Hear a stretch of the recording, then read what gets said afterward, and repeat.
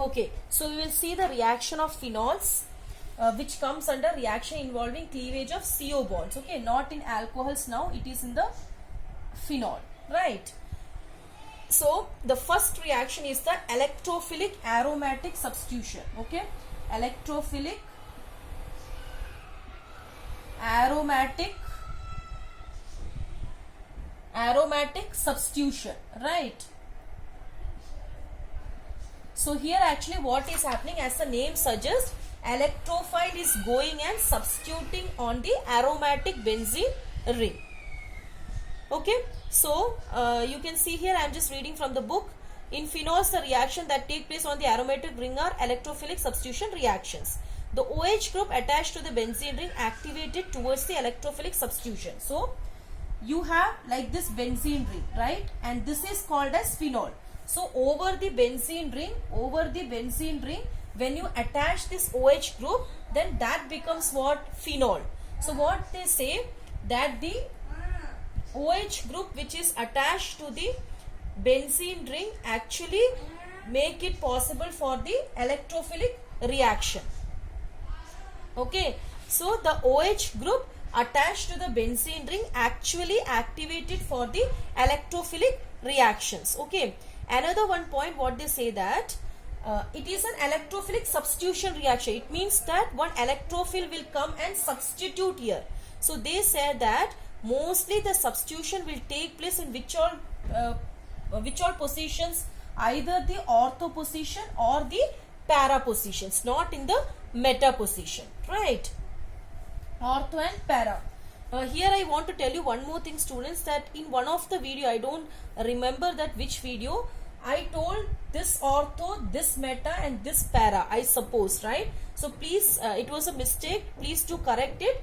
This is ortho position, this is para position, this will be the meta position. Okay, I have gone through to edit it, but I couldn't get it. Okay, so please do the correction, right? This is the ortho and this is the para positions, right? So what they say, that mostly the substitution reaction will take place in the ortho and para positions, right? And why it will take place in ortho and para positions? Because it directs the incoming group to ortho and para positions in the ring, as these positions become electron rich due to the resonance effect. So if the substitution occurs in the ortho and para, those positions will become electron dense, or you can say electron rich, due to the resonance which occurs in the phenol, right? Now in the electrophilic substitution, aromatic substitution reaction, first we are going to see the nitration. Okay, so nitration is what? Any compound which can give nitrogen, okay, as an electrophile. So we are taking a phenol now and we are reacting it with the HNO3. Okay, so it is what? Nitric acid. So nitric acid, when you react the phenol with the nitric acid, what happens? It will give its nitrogen, NO2 group, right, as electrophile. So that nitrogen group will go, it will attach either in the ortho position or it will go and attach in the para position. Understood? See here, electrophilic aromatic substitution means one electrophile is going to get substituted in the phenol. Okay, where it will get substituted? It will get substituted either in the ortho position or in the para position, right? So when we are reacting the phenol with the nitric acid for nitration process, the nitrogen groups go and attach in the ortho and para position. So this is called as the O. O means ortho. Ortho nitrophenol, or and this is called as the para nitrophenol. Okay, this is here. Okay, now another one thing, I'm just rubbing this this thing, you keep it in the mind. Okay, this thing you keep it in the mind. Okay, so now we have another one para dealing with the ortho and para separately, like which one is more volatile, which one is less volatile, or you can say which can be separated easily. Okay, which isomer can be separated easily. Okay, so when you react the phenol with the nitric acid, you get a mixture of ortho and para, right? Now you need to separate these isomers. These are called as the isomers, right? So now you need to separate the isomers. Now the question comes the separation of which isomer is easy, whether ortho is easy or para is easy, and why. Okay, that's the next para. Okay, so I'll just read it out.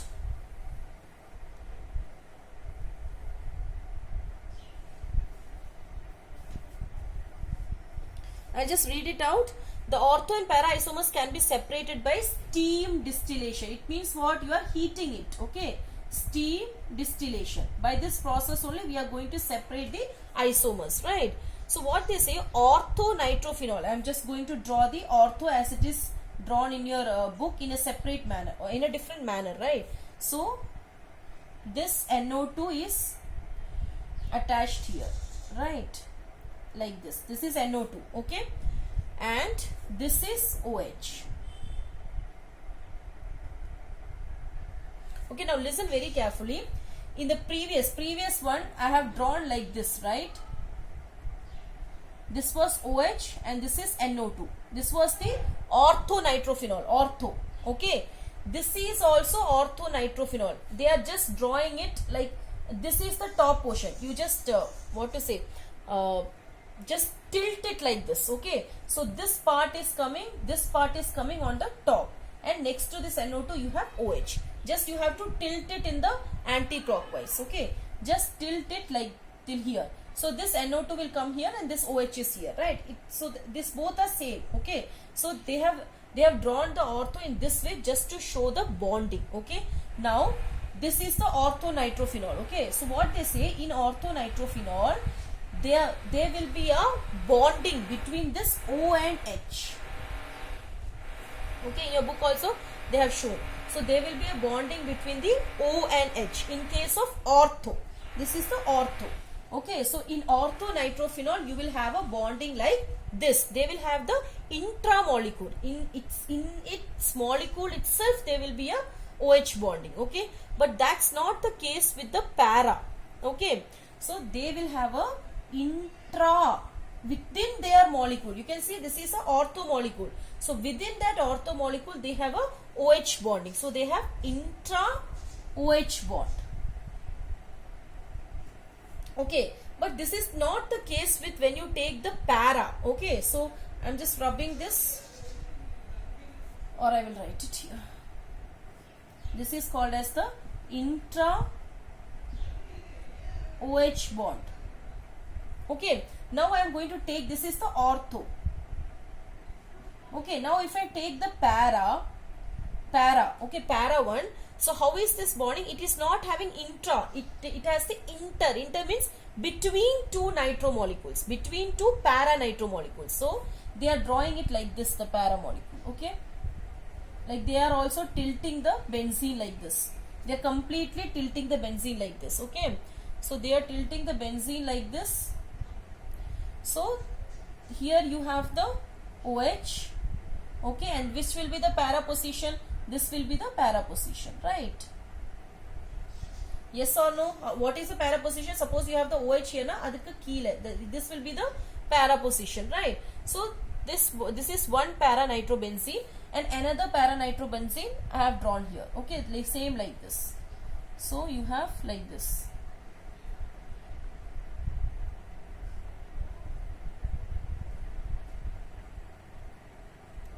And this will have the OH, right? Now what happens? This H and this O will get combined. Like here in the ortho, the OH bond was within their molecule. There itself O and there itself H was getting connected. But in case of the para, what is happening? Oxygen of one para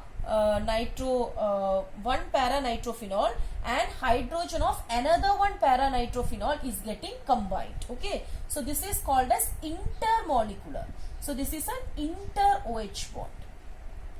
Okay, why we were discussing this?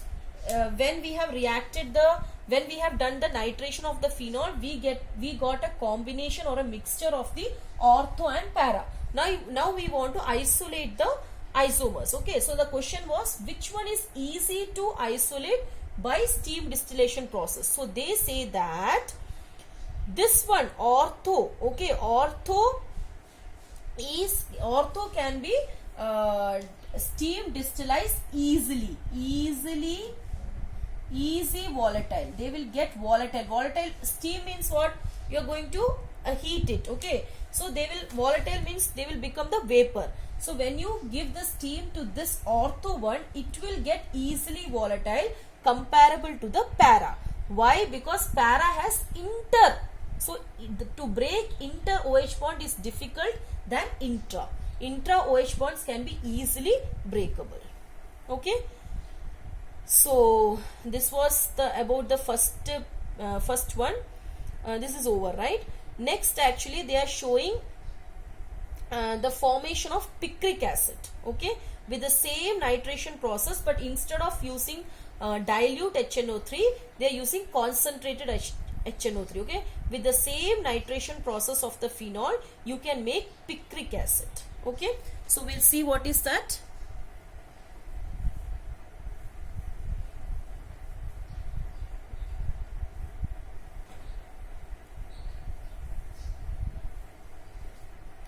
So like if you take phenol, okay, and you are going to nitrate it, what we are doing the nitration of the phenol, okay. So in this case you are using concentrated HNO3. In the before one we were using dilute, okay. So when you treat it with concentrated HNO3, what you will get, actually you will get one single product, okay. You are going to get one single product, that is NO2 and NO2. Okay. So what is happening here? You are going to get 2,4,6 trinitrophenol. Now see the position. This is position number 1, 2, 3, 4, 5, 6. Okay. So which all positions you have a nitrogen group? You have a nitrogen group of in the second position, 2 in the fourth position, in the sixth position. Actually it is ortho, para and meta, all the positions, right? So you will write it as 2, 4, 6. There are 3, right? 3 nitrogen groups. So you will write trinitrophenol. Okay. 2, 4, 6 trinitrophenol is actually called as picric acid.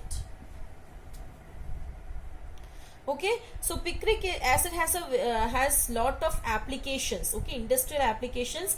Like picric acid is used as an explosive, it is used in the forensic science, okay, it is used in the chemical synthesis, in the gram staining. So it has many uses, this picric acid.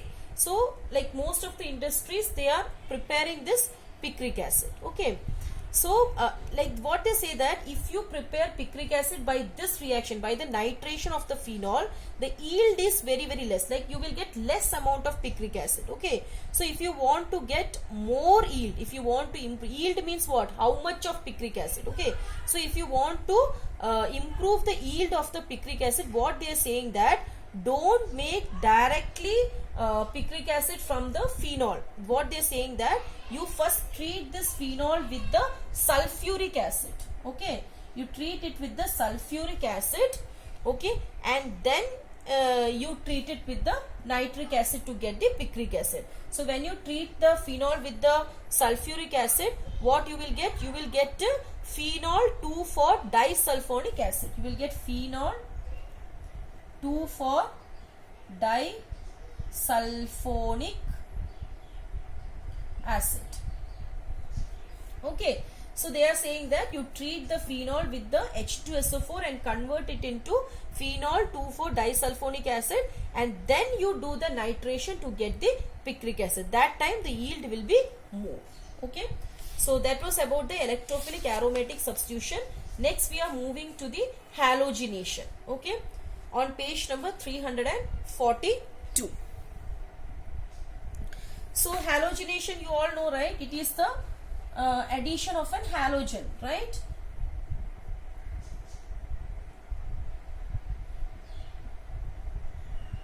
Halogenation is nothing but the addition of the halogen. So I am just reading it from page number 342. On treating phenol with bromine. So which halogen they are using? Bromine, okay. Different reaction products are formed under different experimental condition. When the reaction is carried out in solvents of low polarity such as CHCl3 or CS2 and at low temperature, monobromophenol are formed. Okay, so what they say that when you halogenate the phenol, okay, when you halogenate the phenol, okay, different products are formed under, like, what type of reagents you are using, okay, or enzymes you are using. So different what all experimental conditions you are using, how much temperature you are giving, what enzyme you are using, what pressure you are giving, all those. So it differs, it seems the product differs. So here they are saying that if you treat the phenol with a solvent of low polarity, for example CHCl3, okay, CHCl3 or CS2, okay, CHCl3 is nothing but chloroform, CS2 is nothing but carbon disulfide, okay, this and all please write it in your notes and keep, okay, CHCl3 is chloroform, CS2 is carbon disulfide, okay. So these two are actually solvents of very low polarity. So if you react the phenol with the solvents of the low polarity and also at a very low temperature, the temperature should be kept very low, for example 273 Kelvin, okay. So what will form? You will get OHBr, okay, one in the ortho position and one in the para position.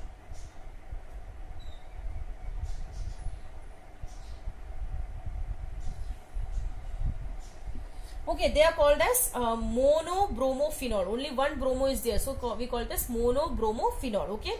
So they say that this is produced in a minor form, this is produced in the major form. Now they have given the reason also why the sorry, I'm really sorry, this is the ortho position, this is the para position, okay. One will be attached in the ortho position, one will be attached in the para position. The one which is attached in the para position will be major, and they are giving the reason also for why it is in the no, they are not giving the reason, but you should know that why the para one is major. The para one is major because in case of ortho they will have steric hindrance, okay. When this bromine is attached to the ortho position, they will get some sort of hindrance which is called as steric hindrance because of the resonance, okay. Because of that only this major para one is major, right. The next down para you can see,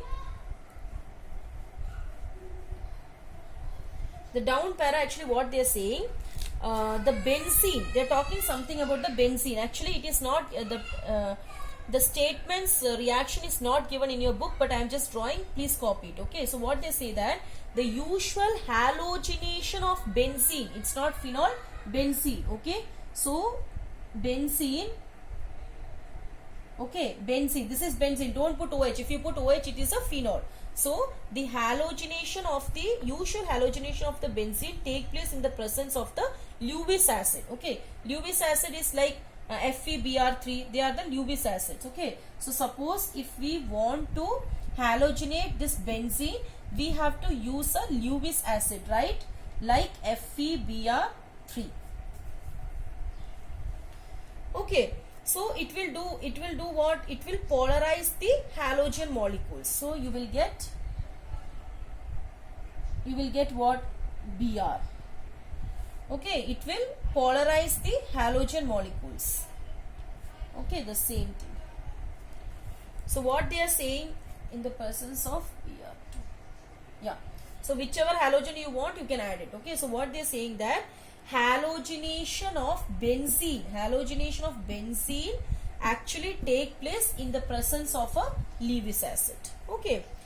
But they say that in case of phenol, the polarization of bromine molecule take place even in the absence of Lewis acid. But if you take phenol, okay, if you take phenol, this is actually benzene. They are doing a comparison between the halogenation of benzene and phenol. You understand?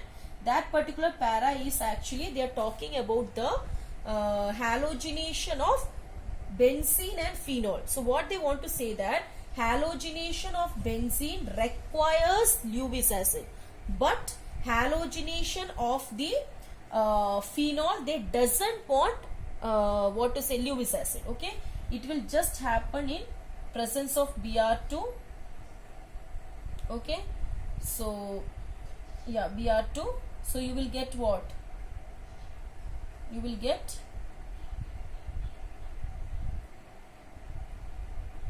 Br.